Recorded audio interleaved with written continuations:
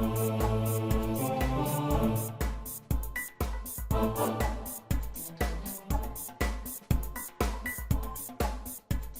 Master Peter Brusso here, and I am with Master John Enger on our first podcast for the membership site. Say hello.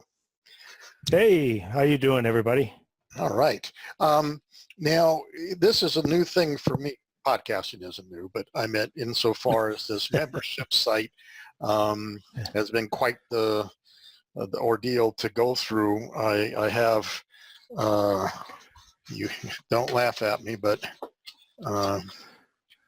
here are all of my notes that I took in this course. I can only imagine. And this is book one. I have book two also. It's out on the couch. Wow. So it's been absolutely crazy what I have learned with from Kajabi on this. And so you took two courses for a fee. I'm putting up a free course, which I'm sure you'll get into that.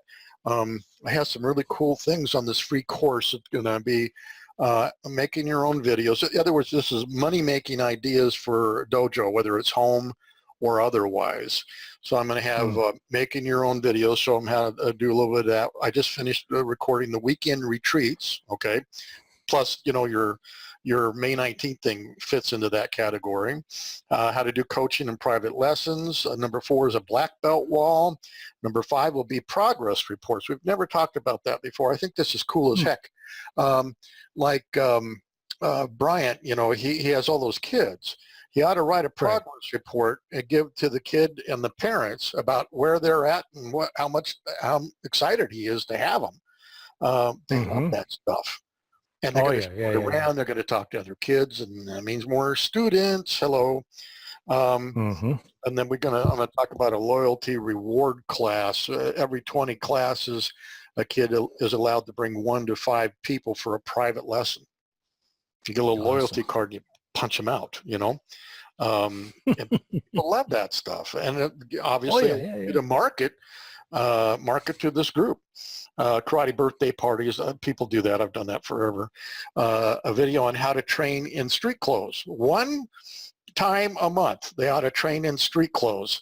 First time you do a roll in a suit that rips out your pants or your jacket, you're going to go, yeah, got to dress for success out there. Yes. And then training outside, if they don't already, they ought to go to the beach, in your case, you know, whatever. And then drive home, the fun in learning it. It has to be fun, and then they're going to learn. If it's not fun, they are not going to learn, and this is something nobody has ever taught us. These are lessons that you learned the hard way. I did anyway. Yes. So, yes, absolutely. And so the membership site isn't teaching technique in so much as it's teaching people how to teach people, and basically the retention aspect of it. Marketing is pretty straightforward. You can spend all the money you want and get nothing, right? But if you can get 1 student a weekend and they never leave, you could have chunked up that school pretty quickly. So absolutely, my money's on retention and all the retention concepts of how you do that. So that's kind of me. So, all right, you were my guinea pig. Not that you even look like one, but well. You never know. Well, you don't look like a guinea pig yet, but you're not some hippie from California like I am out here. But anyway, John Sensei, would you talk about the first 2 courses that you took that were independent of the membership section? Good material. I mean, everything that was presented was straightforward, and I know that you had talked and asked me if you thought maybe the sections were too short on each one, and absolutely not. I think it was great because it's a matter of fact. Before I got on here, I was talking to my son. He's working on a 3rd master's degree, and will be shortly starting his PhD. Good for him. So we were talking about length because he was talking about he's taking his last actual course class, and it fits into what we're doing here, really, or what you're doing about the length of what he was doing, and he's got this last class in the master's program before he finishes up his thesis on his third one. So he was talking about the teacher that he has, the one professor, and demand as far as writing, you know, like 9 papers a week. That's a lot of demand. And but I was telling him, you know, I says, you know, and I've read his stuff and what he presents to the professors, and it is, I mean, it's extensive. I mean, you're talking 25 pages a paper, just one paper times 9. I mean, that's a lot. I said, so length, and he just doesn't write for the length of it, but the quality of the material that you put into it. Like I told him, it's not so much the length, it's the quality of what you have. And this is what you have in your program on those, in those 2 that I took. In the material was obvious, your life experience, your training was condensed into material that was edible, if I could say that. It was something that would fill you up. And if you had a 7-minute to 8-minute segment or a 6-minute segment, it was powerful in what you did, because it was obvious to me, quite obvious, that your years of experience, Peter Sensei, was phenomenal. So you've been doing this a long time, and I could tell that. So you have a teacher's heart. You have all of those things. So the material presented in those 2 courses, I guess I wasn't surprised when I saw it, because I know the quality of your stuff. I've been you know, through a lot of your training material and have practiced that myself and done that. It's fabulous. So for those 2 courses, it's what you get. It's cheap, worth a lot more than what you're selling it for. Right. I, of course, priced them on purpose low. Matter of fact, one of the exercises you go through in this Kajabi Masters a marketing class was, what is your site really worth? So I added up all the videos, ones and I don't know if you noticed it up there, but all the ones you can buy off the site are for free up there, right? Yeah. Yes. Which I think is great, because that adds value to people that can learn that stuff. They can give a seminar on it to their school. It's skill set that they don't currently have, most likely. But anyway, I added it up, and it was well over $700 worth. And they say now divide by 10, and that's what you charge monthly. So we're going to head to $69 a month. We're going to do that, or 67, whatever the heck the number is. But right now it's $29.95 for the first 20 people in. Till we get this thing going. And I put up 2 new sections last night or yesterday. I put up a section on how to build your own website. So I'm filling that in for them, because if they don't have a website, I'm teaching them how to build a website for their business. And I also added a section on Dojo business plan, which none of us do, and we all ought to do. You know, it's no different than any other business. So I'm going to have a lot of videos in there and how-tos and why you want to do it. And so I'm really hammering it for the business people as well. You know, the Core Plus training is one thing. So it's pretty cool stuff. Well, and that was the material in the Core Plus that I went through here, that I had some time here the other day and went through all of that Core Plus stuff. And you went through it all? Oh yeah, pretty much all of that there. Really? That's impressive. So it's it's again the type of material that's being presented is great stuff. It's not been presented anywhere else that I've seen. You know, I've seen business concepts, Peter Sensei, out there, and I'm sure you have, that have put on been on DVD, seminars that you can go to on building concepts, but it's not the same. It's just not the same here, because you're getting a whole a lesson, and what you're getting is actually is a live book. That's being taught to you here, that's full of material. It's not, there's a difference between what you're doing, and I guess for the people's sake here that will listen to this podcast here, what you're going to get is not a marketing plan to just hook you into something. It's a marketing plan to teach you how to be better, how to be that legendary sensei. What this whole concept is about, is how to teach you to be that, not about getting you hooked into their plan, into their monthly fees, so they can continue to send their materials to you. This is teaching. So if an entirely different concept that you're going to see as far as people who market business plans out there from a professional standpoint. Not to say that yours isn't professional.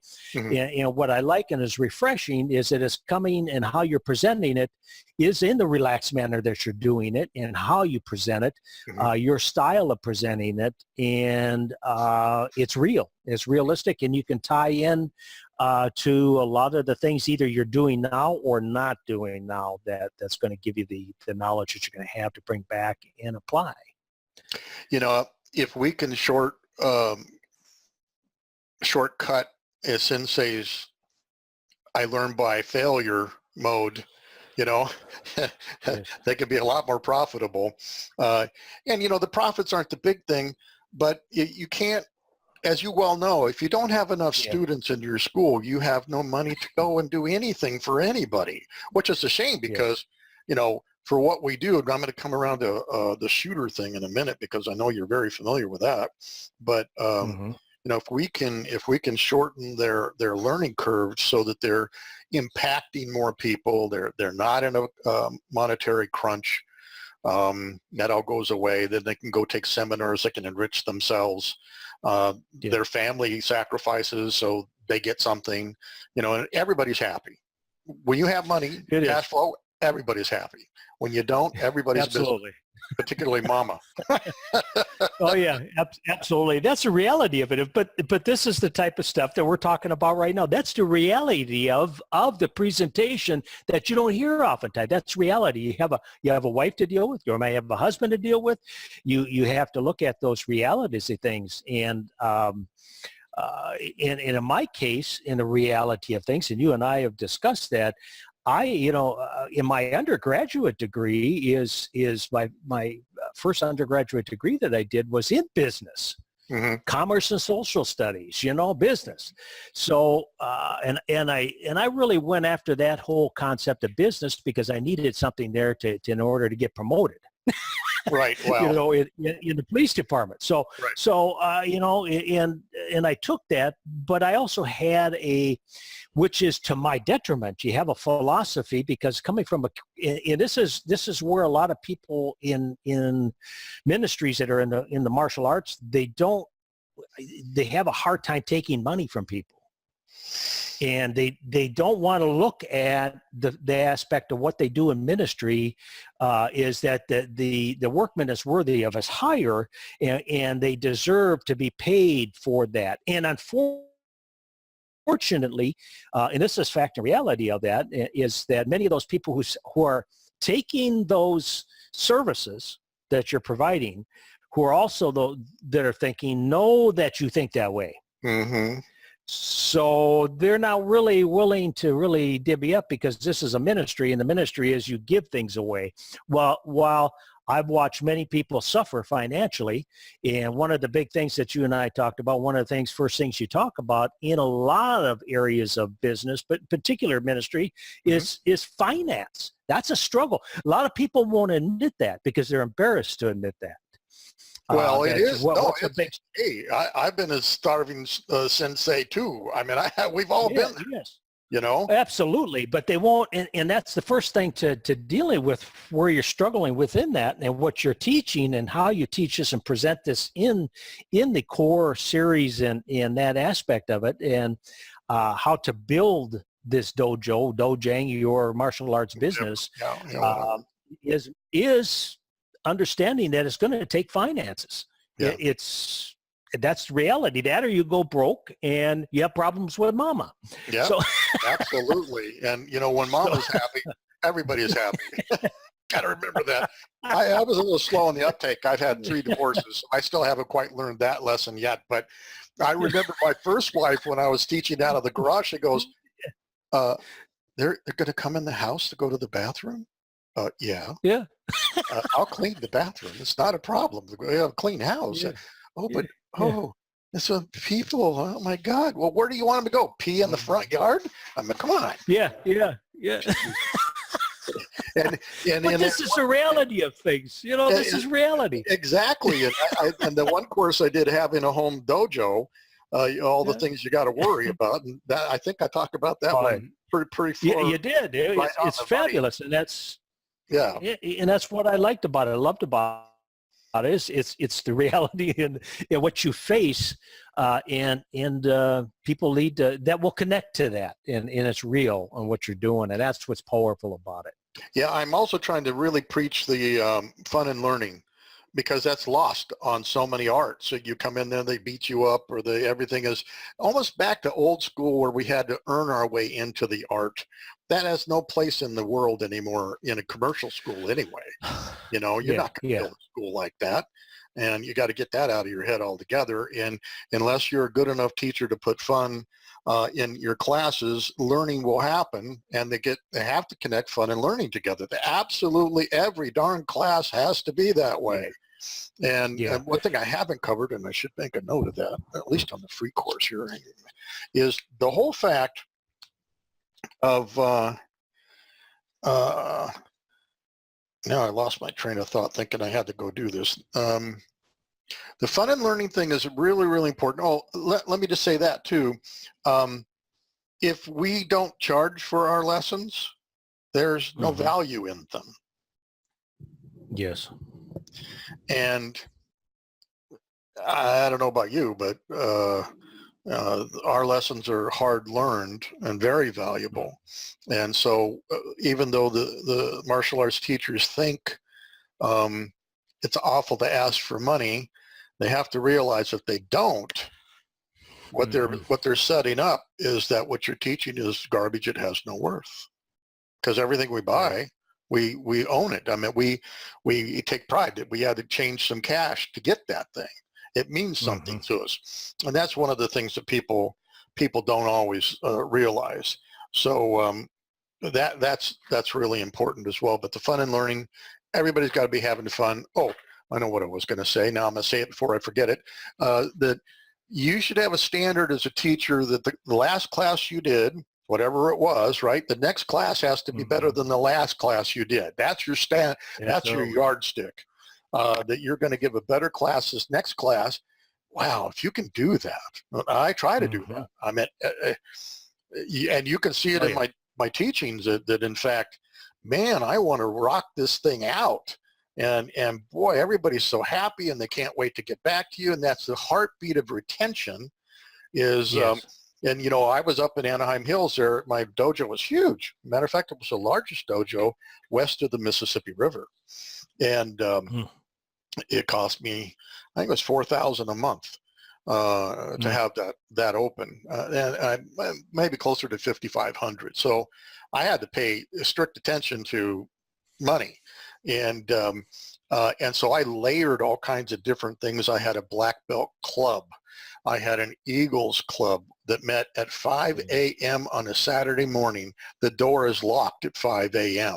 You better be in that school because you ain't coming in. These are for the hardcore guys. So they wanted to learn the rough and tough stuff. So, hey, that's what they want. That's what they're going to get. And and we kept that going until 10 a.m. When the school would open normally. And so all these people would come in seeing all these really tough, rough guys, and, you know, but it's ways of making money. Just like I was encouraging on doing this free course about make your videos. There's almost no excuse not to make video today of your stuff. It's so easy to do, and it sells. A dojo typically can only pull clients from a 5-mile radius. That's it. Hopefully you have a radio station, a penny saver, a newspaper to waste your money on, basically. And there's better ways. The twin motivating forces in a dojo are, of course, marketing, where you can waste a lot of money very quickly and get nothing for it, or retention, where you get everything for that. I mean, retention is the name of the game, in my opinion. That's something they don't teach you. My martial arts teachers never taught me about retention. We're teaching people stuff that they can't get anywhere else, I think. And it sounds egotistical, but I honestly believe that's true. So opening their minds up a little bit. But the whole idea, if I didn't have retention, I wouldn't have had a school. Wouldn't have had a school.